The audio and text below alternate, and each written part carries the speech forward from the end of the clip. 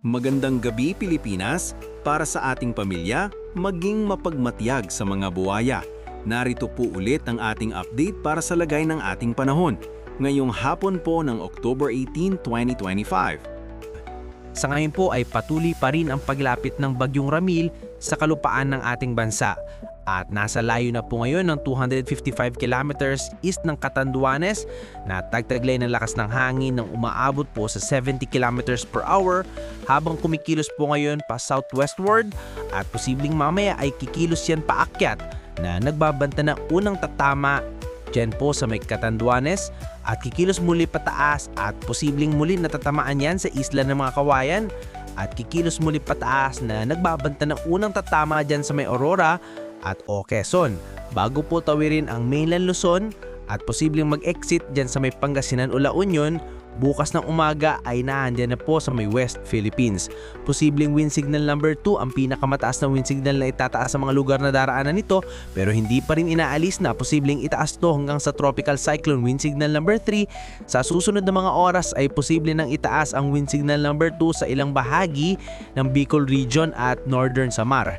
Sa ngayon ay nakataas po ang wind signal number 1 sa Isabela, Quirino, Nueva Vizcaya, eastern portion ng Mountain Province sa may Paracelis, Notonin, Barley, maging sa Ifugao at eastern portion ng Pangasinan sa may San Nicolas, Natividad, Umingan, Tayug, San Quintin, Santa Maria, Balungaw, Rosales, Aurora, Nueva Ecija, that eastern portion ng Bulacan sa may Ganyang Remedios, Trinidad, Norsagaray,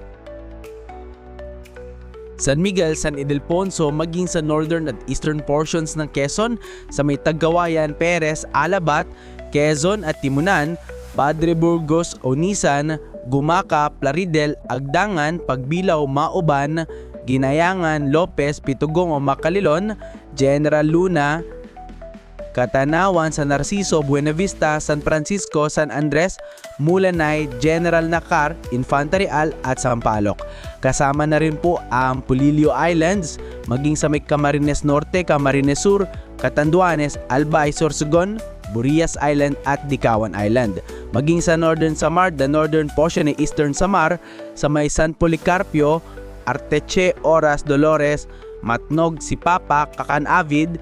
Ganon din po sa northern portion ng Samar sa may Matuginaw, San Jose de Buwan, Calbayog City, Gandara, Santa Margarita, Pagsanjan at San George. At mamaya po ay sisikat naman ng araw sa malaking bahagi ng ating bansa. Pero may chance pa rin na maulap na kalangitan with isolated rains dyan sa may Bicol Region, Quezon, Aurora, Eastern Visayas, dulot po ng Bagyong Ramil.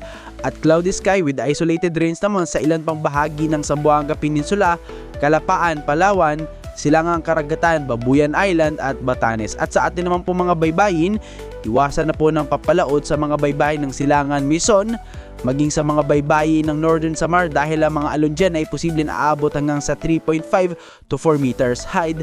Kaya hanggat maaari po ay iwasan na muna natin ang papalaot dyan sa mga may kulit pula para po mas makaiwas sa mga sakunang pangkaragatan.